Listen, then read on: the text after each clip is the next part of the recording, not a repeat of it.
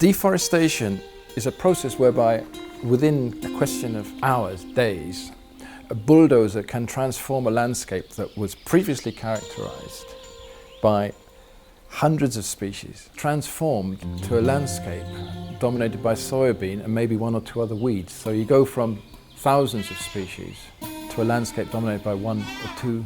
So that's what deforestation does. I mean, it dismantles a highly complex biological system and transforms it into extremely simplified and chemical-based landscape that's not sustainable.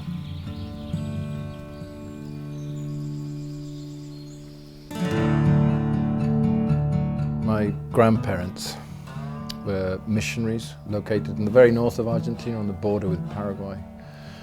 And then Dad was born there, became a bishop here in northern Argentina, then later in Buenos Aires.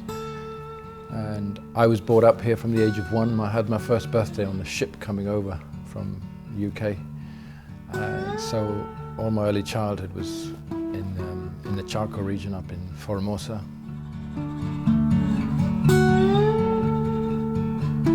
As a Christian, I think what motivates me here is an understanding of the fact that, you know, the Bible itself is mandating us to protect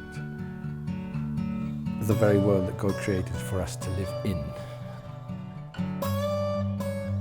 I mean, if you care for your house and your bedroom and your office and your living room, which is where you live, I mean, if you can just imagine that, I mean, the world we live in, that is our house, our oikos, if you like, household.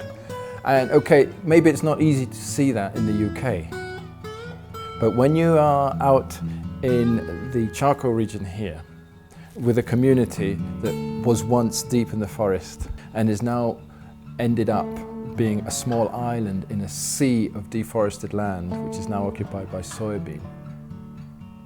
And you see the destruction that that's caused, not only to the environment, but to the social and cultural structure of that community, to their well-being. To ask a question there, why didn't we protect the forest, is, you know, you think, you know, it makes absolute sense. You've got to protect the systems that keep us alive, that give us the basis for family life, for community life. And in the Chaco, perhaps you see it more vividly, yeah? When you've got a small community with bulldozers moving onto it, destroying the forest. Bulldozers will go into the forest in parallel, dragging the chain between them.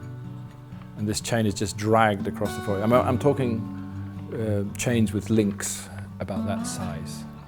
Okay, and there's no tree that can resist that force. And this chain literally moves in and just pulls the forest back like that, if you like. And you can, and from the air, I've seen it from the air, you just see a big swathe of forest just going.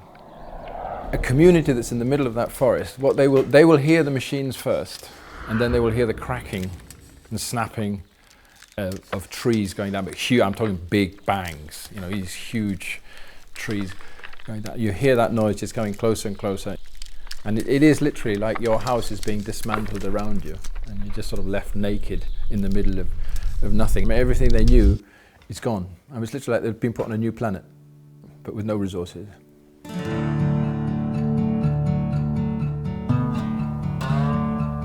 There are no, to my knowledge, there are no churches sort of taking a lead on speaking out against deforestation.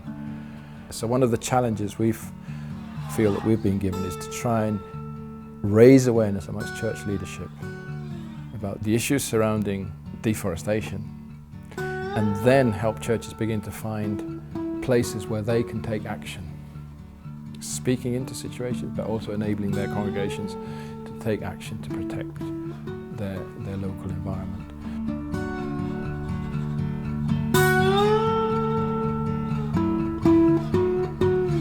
And when I'm out in the forest, that's where I begin to fully realize God's amazing power and creative ability.